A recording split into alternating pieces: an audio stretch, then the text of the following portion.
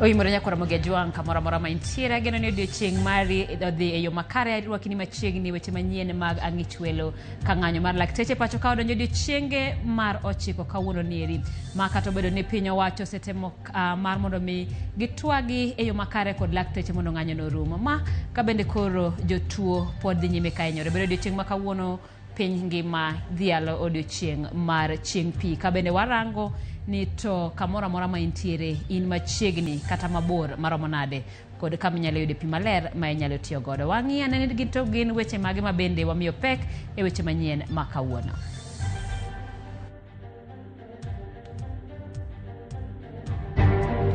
They don't acknowledge the CBA that they signed. They have seen our 19 issues, but they've offered no response on any of them. They've given us no offer on all those issues. Nakumita must go. Nakumita must go. Lakteche mapacho kaora mani jatend migao Matthew Susan Nakumicha nyaka gwetao.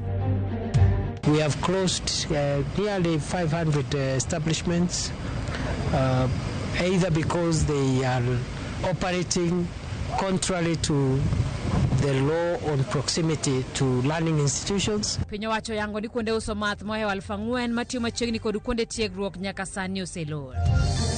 County government ma Homa Bay oseketo pesa ma ok tin milion 140 kokalo kuom floka ma ward ka ward wadhi kete pi. County ma Homa Bay olando keto tenge milion 140 mar chwalo godo pi e wards duto ma county no e sama piny ngima dhialo odiochieng' mar pi kawuono.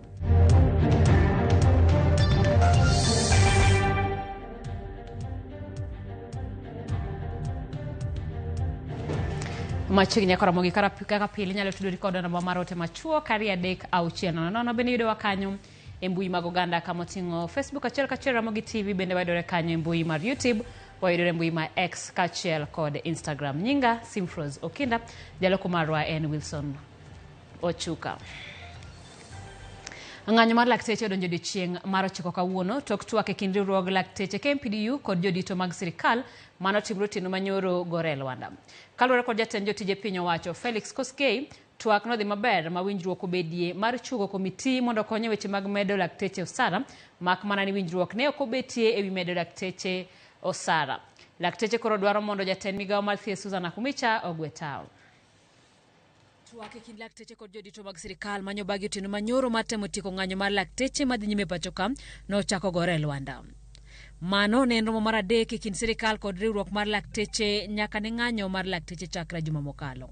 E ng'anyo ma kawuono mano bagi boma Nairobi, lakteche koro dwaro mondo jatend migao Matthew Susan Nakumicha ogwetao. Nakumita must go. Nakumita must go. Nakumita must go. Kane oloso kod jofwambo, jagoro maduong' mar riwruok mar lakteche David Jatela wacho ni romo e kindgi kod sirikal pok onyago olemo kaluwore ni sirikal kwedo winjruok mar meto mar osara mano time kind sirikal kod riwruok mar lakteche higa mar 2017. In all those meetings, they don't acknowledge the CBA that they signed. They have seen our 19 issues, but they've offered no response on any of them. They've given us no offer on all those issues. Kosa sirikal kuom gima wacho ni sirikal bogo lakteche, atelo singo ni ng'anyo makamano pod biro dhi nyime nyaka chieng' sirikal winj ywakgi kendo migi duoko makare. If the government want to take 100 days, we'll take 100 days. If the government want to take 200 days, we'll take 200 days. We will not be intimidated. We will not be victimized. We are out to show that they can fire all of us. We have nothing to lose by the chance the chance that they've given us. Kaluwore kod jatend jotij piny owacho Felix Koskei, romo manyo bagi kind lakteche kod sirikal nogore Lwanda tok winjruok osebedo ewi chudo mar lakteche motieko tiegruok margi. Our friends on the other side, once all the interns wanted to all the interns to be still called interns, and they want to be paid 206,000 as opposed to other interns who are being paid 25,000, 35,000 maximum. And at the same time, they want government to employ all of them at the same time. We have laid down the challenges that the country has when it comes to the fiscal situation, and we have confirmed to them that we are going to see how much we can accommodate them and how many in number are we going to uptake them. Magi timore kine ma jotuo sandore kaluwore ni chenro mag thieth e ute thieth mag piny owacho koro chung'. Duol mochung'ne kedo ne ratiro mag oganda dwaro mondo sirkal omi jogo mane olalo obok magie bwo din magalagala mar Paul Mackenzie obok makamago. Jakom mar KNHCR Roslyn Odede wacho ni jogo mane lemo e kanisa Paul Mackenzie ne olalo obok ma migosi kaka opande, obok mag somo kod mago mag thieth. Bende gikwayo migawo mar omenda mondo oket thenge omenda maromo ne chenro mar yango ringre joma ne owito ngimagi Shakahola. E kinde ma chenro mar chiwo ringre joma ne otho dhi chakore juma manyien. Chris Owino ni kod ler. E report margi, duol mochung'ne kedo ne ratiro mag oganda pacho kae okwayo migawo mar arita kwe mondo tim duto manyalore mar neno ni jogo duto mane owito obok magi e gwenge mag Shakahola e bwo din ma jadolo magalagala Paul Mackenzie oyudo obok makamago. Tunaomba pia wale watu wenye walikuwa pale Shakahola, wale wako hai, waweze kusaidiwa kupata zile documents zao zenye walichoma ili wasikue watu wenye hawana makaratasi zenye zinatakikana. Jakom KNHCR Roslyn Odede oyango ni jogo mane oriwore kod din magalagala mar Paul Mackenzie ne olal obok magi kaka opande, obok mag somo kod obok mag thieth. Mackenzie na hiyo kanisa yao waliweza kueleza wafuasi wao wachome makaratasi zao kama za halali kama birth certificate, kipande na kibali za shamba zenye walikuwa nazo. So hiyo yote ilitokea. Report makamano yango ni ji maromo 429 ne owito ngimagi e masira ma Shakahola e kinde ma nyithindo maromo 25 bende ne olalo ngimagi. E komachielo, Roslyn Odede okwayo migawo mar omenda mondo ketenge omenda maromo ne migepe makonyo e yango adiera ewi midhiero ma Shakahola kaka obila, okwach kich kaachiel kod migawo mar thieth e okenge matieko timo nonro mapiyo ne ringre jogo mane olalo ngimagi. Upande wa treasury tunaomba iweze kutoa pesa pesa kwa wale watu wanahusika na hii tragedy, especially watu wa gerezani, watu wa probation, watu wa children's care services. Hao wote wanahitaji usaidizi ya pesa ya kutosha kwa sababu hii Shakahola haikujulikana itakuwa wa mwaka huu. Bajeti waliopewa haiku include hii kazi kubwa ya Shakahola. Chenro machiwo ringre jogo mane owito ngimagi Shakahola dhi chakore ayanga chieng' wuok tich juma manyien bang' digni kuom dweche mathoth kaluwore kod nok mar omenda kaachiel kod kethruok mag ringrego. How many families have been reunited with their families? We will tell from Monday. The process starts on Monday of people coming to collect their kin, and it's at that point we'll be able to gauge how many families will eventually be reunited, and then we'll be able to tell what the next steps are. We continue to monitor these steps, so we will be there as these happen. Chris Owino, RamogiTV, Nairobi. Jatend migawo mar arita Kithure Kindiki okoni wach tiyo gi kuong' ma chik ok opuodho kod yedhe ma wilo paro en gino mar rocho arita kwe ma pacho ka wacho ni sirkal koro ni kod chenro mar biro tero jogo ma kuong' osedonjo rembgi e kuonde ma inyalo timnegi hocho mar mondo mi githegre gi kuong'. Kaka jafwambo marwa e kaunti ma Homa Bay Ali Abich lero, Kindiki ne koni jogo manyuoyo kendo uso kuong' ma chik ok opuodho, sirkal biro kedo mana kaka gikedo gi jonjore e pacho ka. Kithure Kindiki ne otero lweny mar kedo kod kuong' machiko kopuodho e kaunti ma Embu kama ne obage romo gi jotend arita kwe e kaunti no ka oyango ni lweny mar kedo kod kuong' moko magalagala machiko kopuodho koro gibiro kawo kaka gino mar rocho arita ma pacho ka omedo ni migawo mar no biro dhi nyime gitimo akwedha mar koloko kuong' maricho go eko e tung' Kenya mangima. This matter is no longer a social issue, it's not an economic issue, it's a national security matter, and this is not a temporary operation for months or for a year or for two. We will do it forever as long as the problem exists. Kindiki wacho ni tiyo kod kuong' machiko kopuodho kod yedhe moko mawilo paro osehinyo rowere mathoth e pacho ka kendo ketho familia mang'eny kendo en lweny masani koro gidhigo nyime tung' Kenya mangima ka okoni jogo matimo ohalano gibiro kedogo mana kaka gikedo kod jonjore e pacho ka. Ni vita dhidi ya pombe haramu, mihadarati na madawa ya kulevya. ambao imethuru idadi kubwa ya vijana, watoto wetu na watu wazima ambao wanapoteza maisha yao, wengine wanakufa, wengine wamekuwa waathiriwa, wamekuwa waraibu, na kila siku hakuna kazi wanafanya. Hawasaidii familia zao, hawana majukumu yoyote ya kijamii ama ya kiuchumi, na kwa hivyo tumeona janga hili ni janga kubwa kwa usalama wa taifa letu, na lazima tuangamize janga hili. Wale ambao wanauza madawa ya kulevya, pombe haramu na mihadarati, tumetangaza ya kwamba lazima wakome hiyo biashara. Tutawakomesha.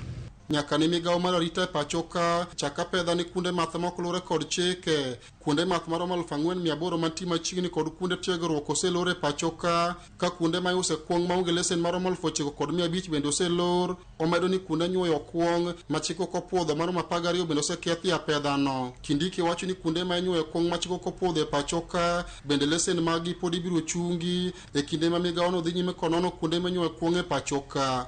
Across the country, we have been able to shut down and destroy 12 distilleries that were operating outside the law and that were manufacturing dangerous drinks across the country. 12 illegal and illegally operating distilleries have been shut down and their capacity to produce has been disabled. Across the country also in the 47 counties so far since this operation began on 7th of March this year, we have been able also to shut down 4,800 premises that have been selling alcohol. They had been licensed by the various county governments, but the licenses have been revoked because those premises were operating within the prohibited proximity to basic learning institutions. And going forward, no license of whatever type will have any validity in the territory of Kenya if it is within 300 meters to a basic learning institution. Alia Beach, RamogiTV, Homa Bay. Ero kama na Alia Beach kawa woke county ma Homa Bay wadhi nyake county ma Kisumu kama county commissioner mar Kisumu Benson Leparmorijo oyangonia pedha mar kedo kod yedhe mamero ji osemede rido kanyaka sani gisema kobila moro e sub county ma Kisumu East ma osebedo kani kod kar uso amuna e tok chik. Owacho ni maya pedha ma itime sub counties duto abiriyo ma onge dok chien.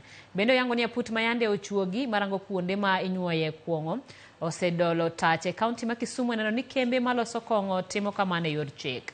Ogolo siem na jotij serikal ni kik tem donjre kod ohala mar kongo kaka ne oseyang kod jatend migao mar arita kwe Kithure Kindiki.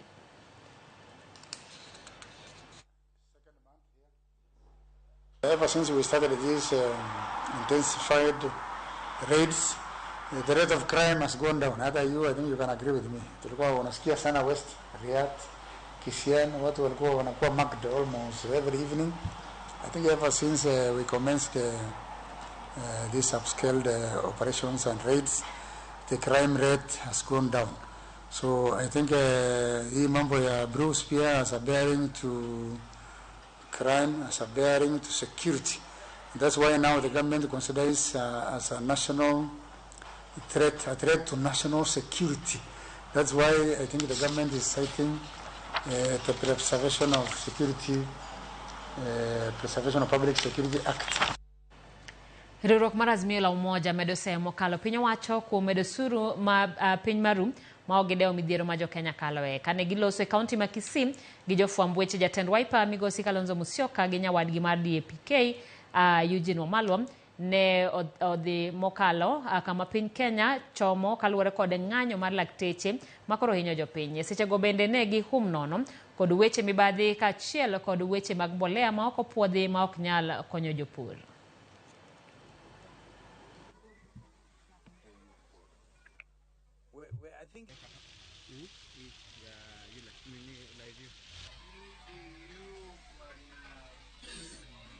we have to caution our fellow citizens against the excesses of this Kenya Kwanza regime. Determined, and they look so determined. We even see the headline news is that trying to have a plan for raising 16 trillion by adding more taxes. First of all, they are beginning, the KRA people are saying now from the 19th of March, leo ni tarehe ngapi? Kwanza 3 days, and they are giving only a lead time. Unapatiwa 9 days to comply. Employer ana remit 1.5% na kila mtu 1.5%. Yani ni mupende musipende kind of mentality. This is something that we must ask ourselves. Where did the rain start beating us? In agriculture, we have been told of the success of the subsidized fertilizer. But what we have not been told, that part of that subsidized fertilizer was a donation from Russia. So there's been lack of full disclosure. Indeed. And that up to now has not been revealed. How much was received from Russia? Who are the beneficiaries? And now we're hearing of fertilizer that is substandard. This is not a rumor. KEBS, we are going to fight to clean Kenya of this Kenya Kwanza mess. Jalub jatend piny Rigathi Gachagua odiochieng' ma kawuono oyawo ayanga lai mar chenro mar tiego jopuonjre mantiere gi lony e sekta mopogore opogore mondo oyud obook mag lony ma gintiere godo e chenro manyien ma piny owacho chako e jiwo thuolo mag tije. Jopuonjre mohewo 900 mosebedo ka yudo tiegruok nosidh kondo e nyasi mane obagi e kar romo mar KICC e boma ma Nairobi ka. Sharon Ong'ao nigi mathoth. En nyasi manoyoyo jodito mantiere bad migepe mopogore opogore mag piny owacho. Jopuonjre mohewo 900 mosebedo ka yudo tiegruok mopogore opogore e kuonde tiegruok ne osidh kondo.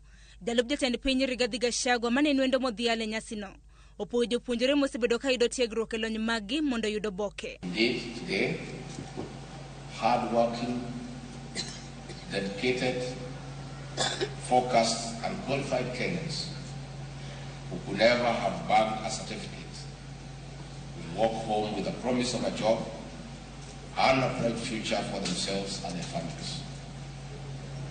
In these certificates, we are giving them the key and empowering them access to unlimited opportunities in the formal sector, locally and internationally. Gachagua wacho ni sekta mar jua kali oting'o ganda mathoth manigi lony kendo donjo magegi e tije mindike ji ok osebedo mayot kalure gi onge mar oboke mayango lony magi. Out of the 19.1 million people in the labor force in our country, about 16 million work in the informal sector, which includes self-employment and casual labor. Despite their skills and expertise, the wheels to facilitate transition to from the jua kali to the formal sector of the economy has been missing. We have now seen that gap. The Ruto administration has done so because under the bottom-up transformation agenda better, we have given priority to job creation for the millions of unemployed Kenyans working in the jua kali sector. Dwaro mar tiego jopuonjre mantiere gi lony mopogore opogore mondo yudo boke. Jalub jatend piny wacho ni biro golo akwede mar ndiko oganda e tije. With the launch of the recognition of prior learning today, we have removed the barriers and opened the gate for consideration of knowledge, skills and expertise in employment. Henceforth, our skilled artisans will no longer use folders with pictures of their hard work to prove knowledge and skills. Ma en achiel kuom lokruoge ma aput manochuogi kod jatend piny ne oketo mar kelo dongruok e sekta mar somo. This is a game changer as established by the Presidential Working Party on educational reforms, which submitted its report to the President in June last year. These education sector reforms have defined the intentions Session paper number 1 of 2019 on reforming education, training and research. Gachagua okwayo kembe mandiko oganda e tich mondo ndik rowere gi masani nitiere kod tiegruok moromo ko jomigawo mar tije mondo din wengegi ne dwaro mamoko e kinde ma gimanyone oganda tich e pinje maoko. Public Service Commission and no employers, we must now align recognition of prior learning into our employment structure. Yes, Mwadime, some people came to see me today wanasema ati house girls wanaenda ngambo mmesema tunakuya form 4. Mwacha na hiyo maneno. Stop that thing. All these girls who brought up our children, hakuna alikuwa na makaratasi. And they brought them up nicely. Si ndio? Sharon Ongao, Ramogi TV, Nairobi. Jatend migao mochung'ne tije oganda Moses Kuria wacho ni NYS dhi riwore kod kuonde tiegruok mag tije lwedo kata TVETs e kaunti ma Nyamira mar chwalo kuonde tiegruok mag NYS e gwenge mopogore e pacho ka. Koloso Nyamira kolimo skunde mag TVETs ma Kibuoge, Nyaigesa, Misambi kod Mongori magin 4 kuom kuonde tiegruok 36 mabiro yudo lony kaluwore kod chenro no. Kuria wacho ni sirikal osiro chenro makamano keto kuonde tiegruok NYS machiegni gi jopiny. Kata kamano lero ni joma dwaro yudo somo makamano nyaka bed gi passport kapok gitieko sombgi mondo konygi dhi pinje maoko ka tije yudore. Gavana ma Nyamira Amos Nyaribo kod jaod bura ma Mugirango ma Ugwe Steve Mogaka orwako chenro no ka gisiro ni biro konyo weche mag somo e skunde mag funde ma sani medo ner e pacho ka.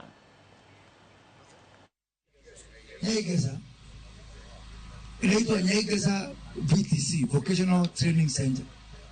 Lakini tukiweka MOU na huyu gavana rafiki yangu, itakuwa inaitwa Nyaigesa NYS VTC mashinani.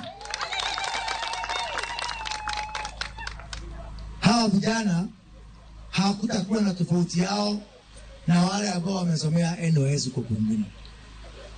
Vijana wetu ambao wanatoka Kakamu kwa training huko Gilgil, Naivasha, wanapitia pale Talbo, hapa Kisii, kule hata, halafu wanaenda TVET kama ile iko hapa West Mugirango. Sasa hawataenda West hiyo TVET peke yake.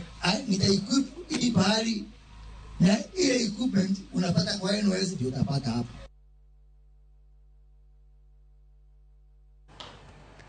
Nyakoromogi dakika 21 tok sa achiel wakawiyo mokwongo chenro mar ang'ich welano ku oro ote kanyo. Ramogi TV wamor kaka ukelonwa habari and Pastor Mundi otiche mar gemo nyinyore Mosnak Bishop Odhiambo Gura gi jagoro Alois Ochieng gi Samuel Atongo gi Olo Oyanda gi Lilian Ogesa. Kamano Ramogi TV aneno weyo makare aneno ka bende usekelonwa weche manyien wamor kaka wayudo weche manyien wacho nyingi. Ramogi TV jatend migao mar thieth tich osetamo dwaro mar lakteche nyaka winji nyaka winj jopiny ema hinyore kaberto Dr. Evans Kidero omimi gauno Alfred Osuru kantiere Dandora erokono kumpachi. Ramogi TV an jamtawuoda Wasi Boda watching live from Wasi Boda. Waringo wadhi duka matin waduogo kikidhi mabor.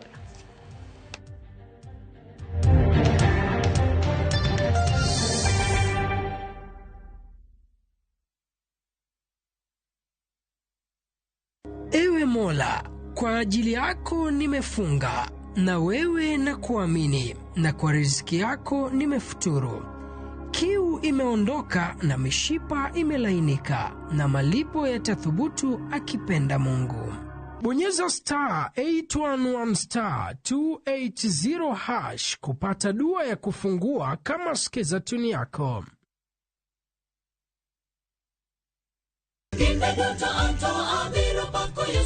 Ging'wono mar Nyasaye manyisore ngimawa kinde ka kinde. Ber ka waduoko ne erokamano kod pak. Ma watimo sabato ka sabato chakre saa 2 mar okinyi. Kod injili mapuonjo, gwedho kendo loko ngima koa kuom jotich Nyasaye mowal makelo weche mag geno. Nyasaye wuoyo kodi kendo wuoyo koda ni kik iluor gimoro nikech an kodi. E injili ngima, ngeso ka ngeso chakre saa 2 okinyi e Ramogi TV.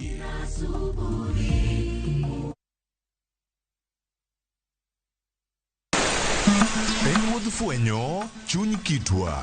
Ang'o miyo yie ni chako mana mine? Dak ne chake yie chuo. Yie ni chako mine nikech mine ma pito. Ng'e sigana kod kido manyiso ber kod mit piny. Nitie jaduong' mane okuongo kama ne iluongo jaduong' Ngeso Kosanjo. Kaluwore kaka kidi ma jaduong' ohero kaka chiege maduong'. Kidi jaduong' ni Kit Mikai. Kendo rom kod jorit kitwa. Mondo ne en dero mar jaduong' madhako mora mora ok dhiye. Piny mamako dhogi. Kamaru biro to maru to edala. Iye chone tie. Omake amaka kama anyawana adhiadhia kinywana limi. Riuri kod Rabala Kwasi owadgi Rajabu. Jene kurgo jonam gerech en duoko rech mane iseng'iewo. E 111. Ngeso ka ngeso, saa 1:45 otieno. Mane Ramogi TV.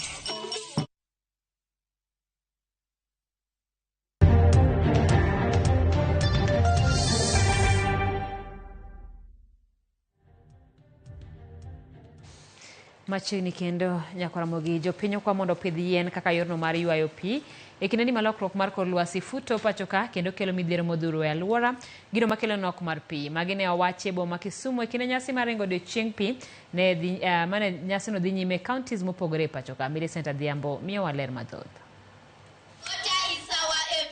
E county ma Kisumu nyasi mar ringo odiechieng' pi e piny mangima ne obagi gwenge ma Maseno e center mar kar tiegruok weche pur e sub county ma Kisumu West kotele kod jalup gavana Matthew Zowili kod jatend migawo mar weche pi Marilyn Agua e kind jotelo mamoko. How beautiful are the water bodies? Kolure kod thorwach mar nyasi mar ringo odiechieng' pi kawuono madhongere en Water for Peace matiende ni pi mar kwe.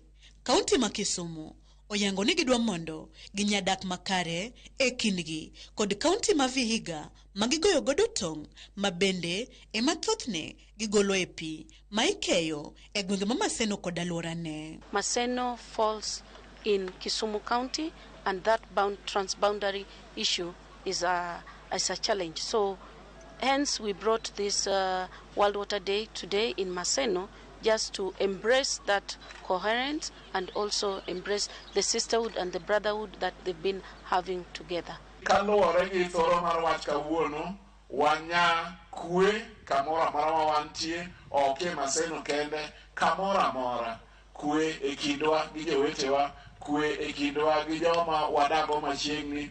Bende e gimedo ni gidhi neno ni gitiyo kanyakla kod tend county ma Vihiga mar neno ni atamalo mar yudo pi mikeyo kowuok kono odhi malo mondo jodak mawuok e alworano oyud pi maler kaka owinjore kendo e yor kwe. We were considering entering into a partnership which last week we had a meeting with the Vihiga County, the Ministry of Water and Environment, so that they sell for us bulk water, then we supply to the people of Maseno. It is important the Brooks forest we restore it so that we have a sustainable future. Gikwayo jopiny ahinya to ma Kisumu mogoyo tong' kod Vihiga mondo pidh yien kaka yorno mar kedo kod lokruok mar futo mar kor lwasi makelo midhiero mar nok mar pi. Anakwa jite mag Kisumu County wapidhuru yien.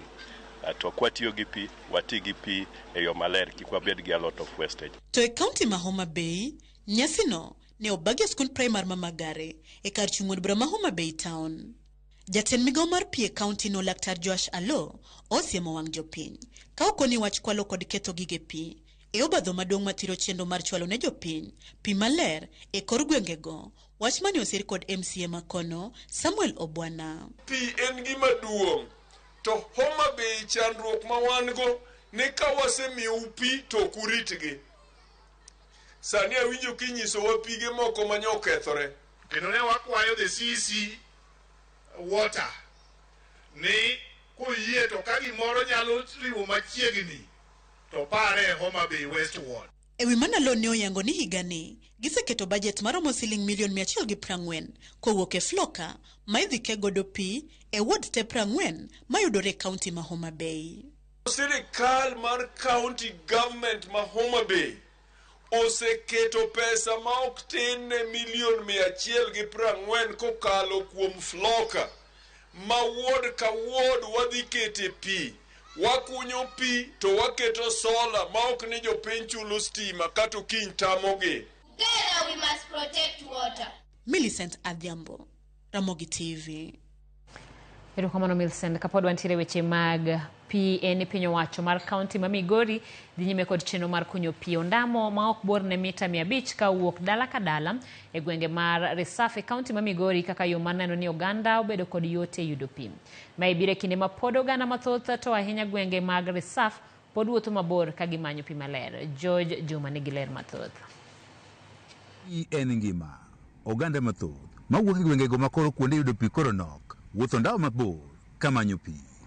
E gwenge mathoth e sub-county no Manyatike ma oting'o Lasi kama ne obage nyasi no mar odiechieng' mar pi mangima e kaunti ma Migori pod mine kaachiel kod chuo wuotho ndamo mabor kamanyo pi ma gitiyo ge mier kaachiel kod magimiyo jamni.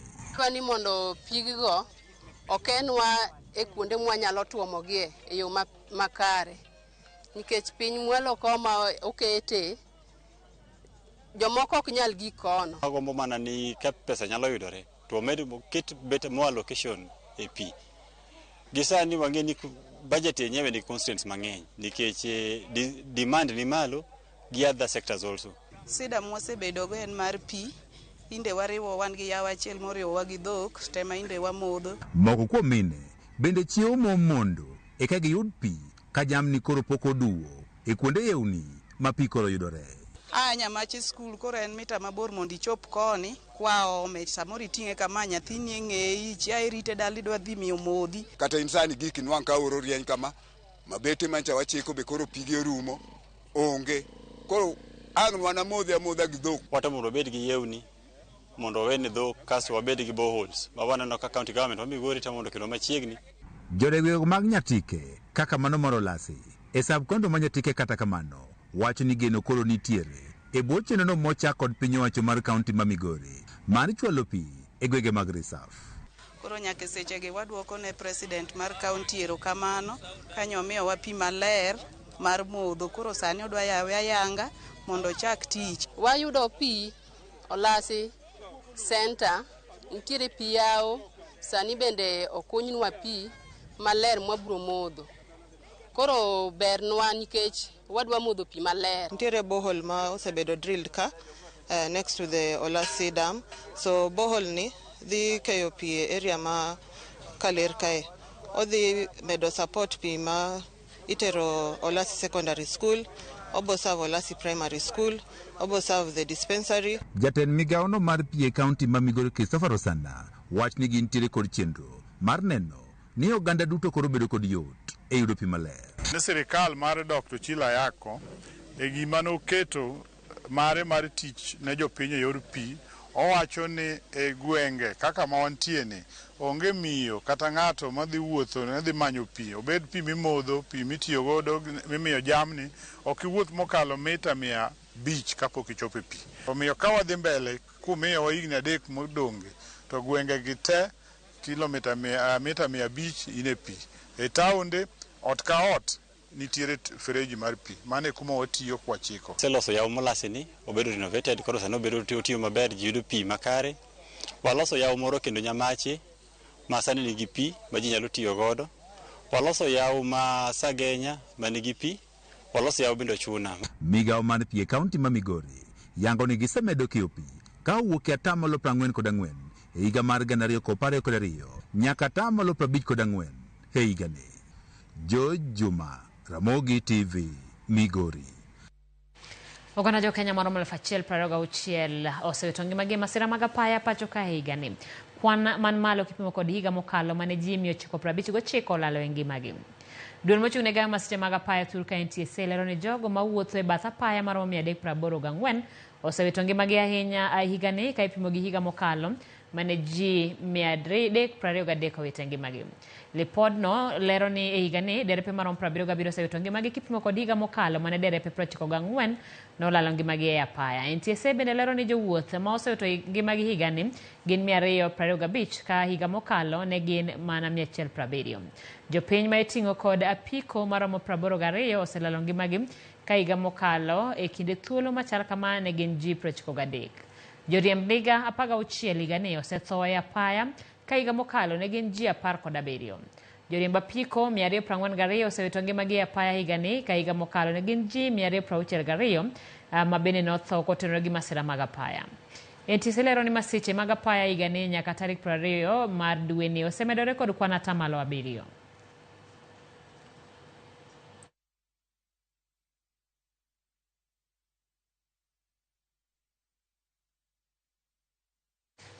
Rawera moro ma jaigni 17 dinne tesendo bila ma Kabarnet kitude gi kwalo nyathi ma jaigni 2 e gwenge ma Nakuru. Min nyathino Caroline Kipnagei wacho ni nyathine nolal ndalo 2 mokalo kane weyo nyakono karito nyathine kinde mane odhi e tich. Kata kamano koduogo to ne ok oyudogi. Mae nomiyo obila ochako manya chijno moyangi kaka Marion Tepsegon kendo lundache nyaka Eldoret kagikone nomake Kabarnet. Kata kamano kalore kod County Commissioner Mabaringo Julius Kilabu, achijno wacho ni ne ondhiye kod joma pok oyangi kendo jwang'e Baringo.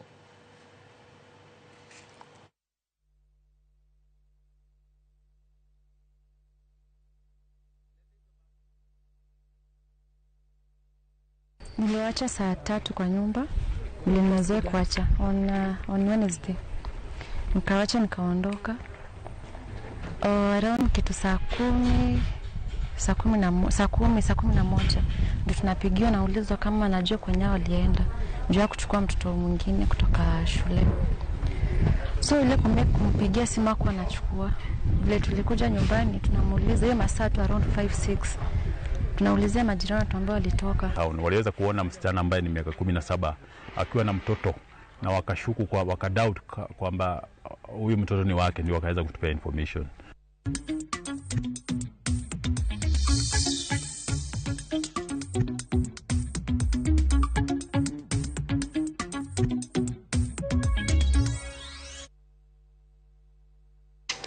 Piny owacho sindiko medruok e chulo hola mar Hustler Fund kuom bilion 49 mosechiw. Jokenya oseduoko maromo bilion 37. Kaloro kod jatend migawo mar Saga Simon Chelugui owacho ni kata bed ni duoko omenda gi poko chupa 100 gionge kod luoro ni mar thothgi e duoko. Noloso nyasi mar rwako jokenya riwruoge mag kungo mopuodhi koyango ni jokenya maromo milion 10 kungo oko mag Saga kod bengi kwan magidwa duoko chien. As of today, as of 22nd March 2024, the personal disbursement was at 49,646,160,903. On the repayment, so far, based on our terms and conditions, we have received back 37,651,195,451. That is about 71% repayment rate. The opt-in customers, people who are joining this Hustler Fund, are 22 million Kenyans, 788,294. That is almost 50% of Kenyans. Piny owacho buo migawo mar ohala koro yango ni apaya madongo kundu matudo kaunti ma Mombasa kod Kwale biro chako tich ayanga dwe mar 5 higani. Kane oloso bang' romo gi jogo manie sekta mar ohala e wath ma Mombasa, jagoro mongirore migawo mar ohala Abubakar Hassan okoni chenro mar gero kar ohala midendo ni Special Economic Zone bende ogik chakore. Ma en bang' piny owacho tieko nono wach jomibadhi mikoni ne odonjo kendo chako yako lope manie alworano mondo mi chulgi kod piny owacho. Romono ne bende oyuore gi jatatije e wath ma Mombasa William Ruto. Because it's near the generation of electricity there. And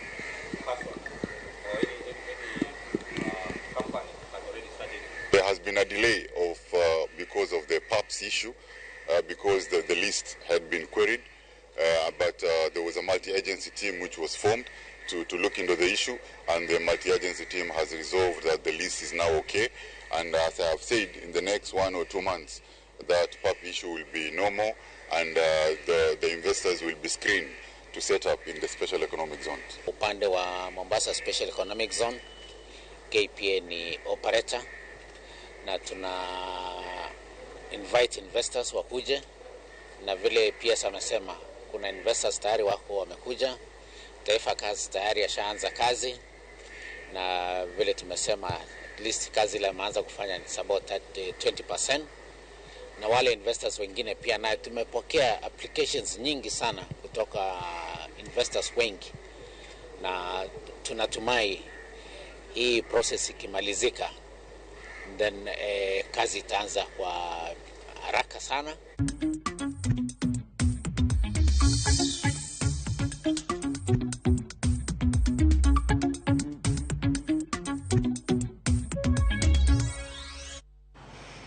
Ramogi sachiel deka pade kod ochiko dono chakwa kawiyo moro kata kama neno kabende ote ochopo kai RamogiTV ma Helen kawuok awasi boda neno TV eyo makare. RamogiTV choponwa eyo malere kama na RamogiTV aneno malere chenro dhi makare. Nyinga en Dennis Otieno kawuok e county Manakuru kama no Dennis. RamogiTV aneno chenro eyo makare ka entiere e county ma Kisumu ka antiere kod osiepena Jane kachiel kod Collins. Erokamano okimiwa nyingi kanyo. Ng'ato wacho kanyo ni sirikal nyaka koro ne kaka tiyo makare kod lakteche jotuo manitiere e ute thieth mag piny owacho inyore. An Nancy kawuok e county ma Migori. Nyaka Ramogi wadwa ni mondo wayue matin kasto waduogi weche manyien mag ang'ichwelo.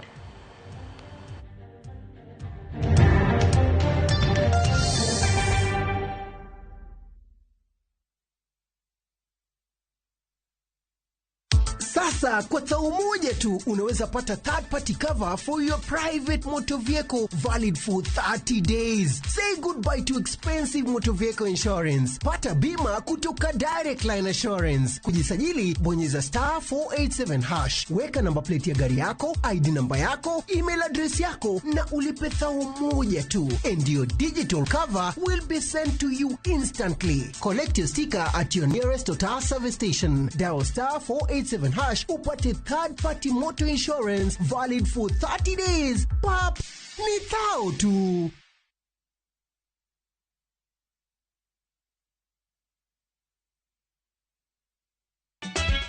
Ikrina nyero ma okru. Riuri kodwa itugo man gi mor gi nyiero mochwere. Ang'o momiyo itimori ka jo Homa Bay? Onge wach moro minyalo mede. Tich abich ka tich abich ne chenro mar Nyarkochia. Adwa ni rudho sufria ni ma ler piat kang'era kama taneno sucha. Kendo we kinde mag moro bedie. Damo biro ka gi ich madhiro sati ni Wada jok saina go jok moa dala ok nyager. Nyiero e yath maber moloyo.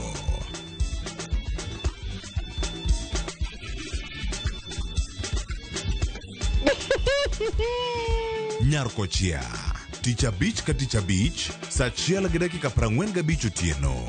Kik bai.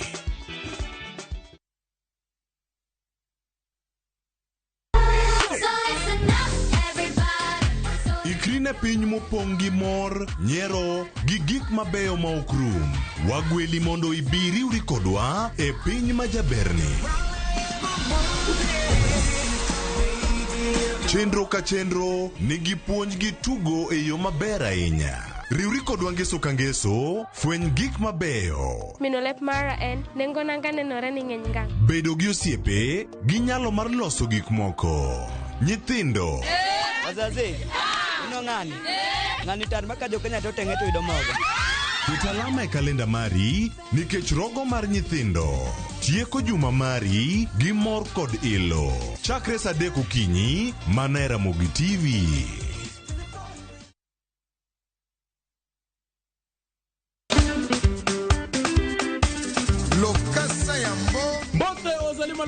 Ninja the entertainer. Nongai DJ Smollett le principal de la rumba.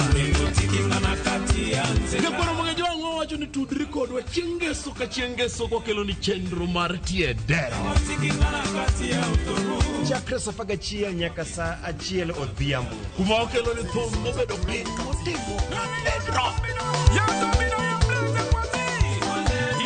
To ye kanye bak njangolo mar juma. Ngakoro mwenye wangu kumotigo madilo system, kumotigo za ikona gadanga, kumotigo Joski Kiambukute.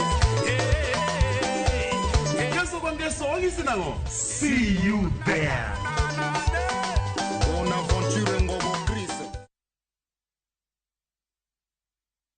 Nyakwa Ramogi, Kenya Eratiel. Raila has a space to say what Gima Jakom Dwawacho. The opposition, nothing at the Supreme Court. Only it, Nyakwa Ramogi. Jumapil ka Jumapil. Ana chungo mama Ratil kadel war piny. Ka adwani wa discuss kaka Kenya dhi. Winj twak magoratil piny. One wants to go in opposition. One wants to go in opposition 50 years. Mae ukiparka kele wich bar moro. UDA onge kama pose donje. Adwani penja bati. Koso donje kona mane. Sachiel gi nus otieno. Siasa mar piny Kenya en siasa koso dongruok. Ka ikelo ni kod George Bati. Kik bai.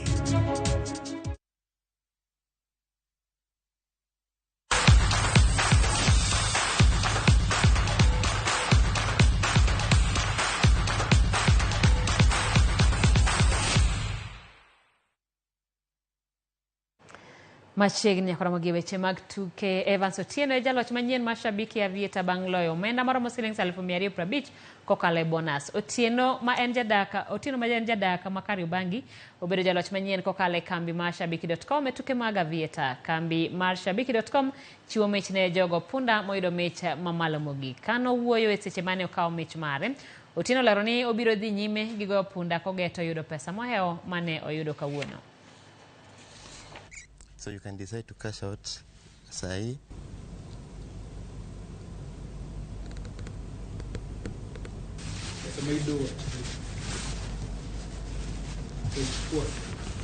Kidogo 35k. At first, who couldn't expect you do it that high? Nili place bet na 20 bob. So odd ilikuwa inapanda, nikaona odd imefika 100, 1,000. Nikasema hapa sibahatishi.